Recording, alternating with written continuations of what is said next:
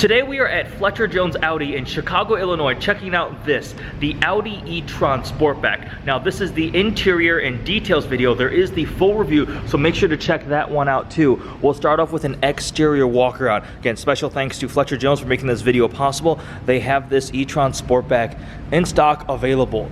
Now the Sportback, what is this? So the first e-tron came out as kind of the more SUV looking shape, and just like with the A5 versus the A4 and the A7 versus the A6, there's a swoopier headline version of it that looks a little bit more sporty. That is the Sportback. Around here we've got the charging port. You press that button and this cover opens up. You press it again and it closes. Now this is a 2020 model year e-tron Sportback. There is now a 2021, and on the premium plus and up trims you actually have two charging ports, one on the driver's side, one on the passenger side. But because this is a 2020, you only have one charging port. These 20-inch turbine style wheels. I actually like seeing a good amount of sidewall. Means you're more protected from things like potholes. Around front, we still have a grille shape here, even though it doesn't have the same functionality as an internal combustion powered vehicle.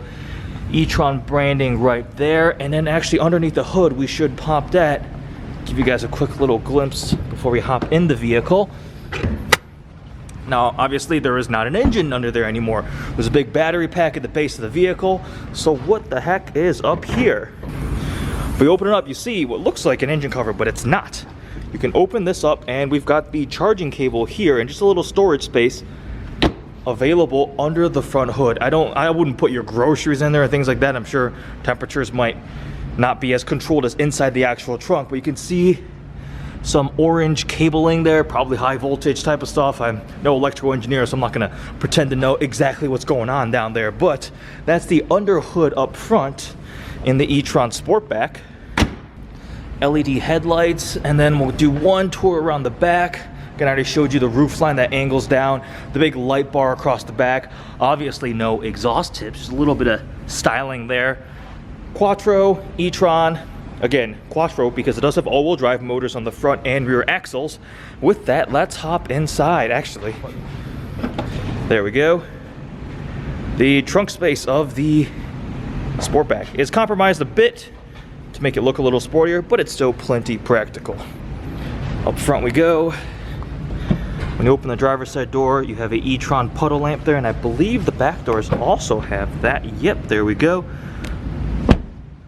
This vehicle we are in right now is a premium plus trim with some options on it, stickers for right around $80,000. There is a prestige trim above it, but this one is pretty well equipped with what you'd like to see. Nice materials, heated and cooled seats. Massage seats are now available. This one does not have them, just heated and cooled.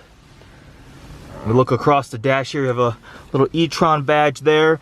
Open pore wood here with a brown contrast. I like open pore. I like it when it's got some like feel to it.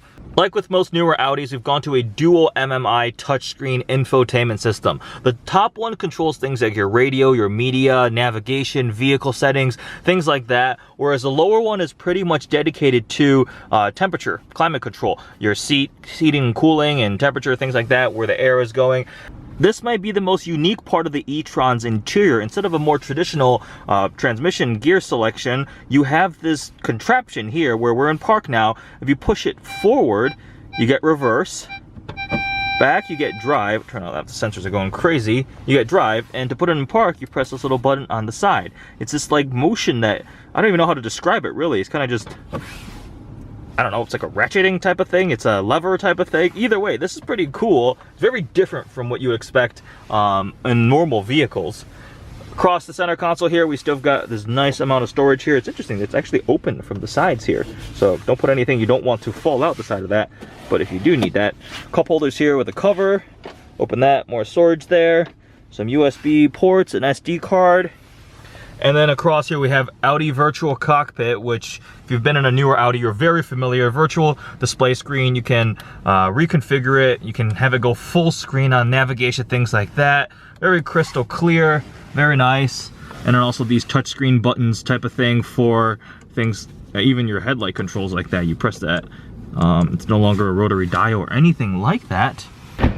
This is sometimes the most fun thing to do, especially when a vehicle has a third row, because I don't often fit in the third row of a vehicle. So again, as I said earlier, the whole point of a Sportback is it looks sportier, but you are trading off headroom, cargo space. But luckily in the second row of this e-tron Sportback, we've got this bevel here right where your head would go, and I have plenty of headroom. Again, 6'3", pretty comfortable back here actually. Leg room is very generous too. Look at all that space. I'm actually quite comfortable in this second row. Impressive, Audi, very impressive. We have a zone of climate control for the back here. We also have heated seats in the second row. And if we look further back behind us, you see there's a cargo parcel shelf there. Again, visibility out the back windshield isn't going to be as good as a normal e-tron SUV or a Q5 because of that. But otherwise, I'm actually really impressed with the space back here. It's comfortable.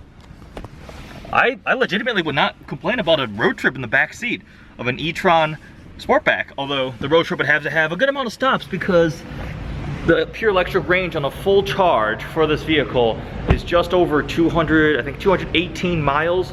So not as amazing as some of the other pure EVs out there. But that's a interior and details tour of the e-tron Sportback. Yes, I know I left it on. Now it's off. So there's a walk around interior tour, some of the details of the e-tron Sportback. We're gonna see what it's like to drive on the road. Definitely check out the full review of this. I'm gonna see what it's like, talk about some of the more technical stats on this vehicle. Appreciate all the support. Again, Fletcher Jones Audi, I'll link their inventory below. This vehicle is available for sale. Thanks for watching.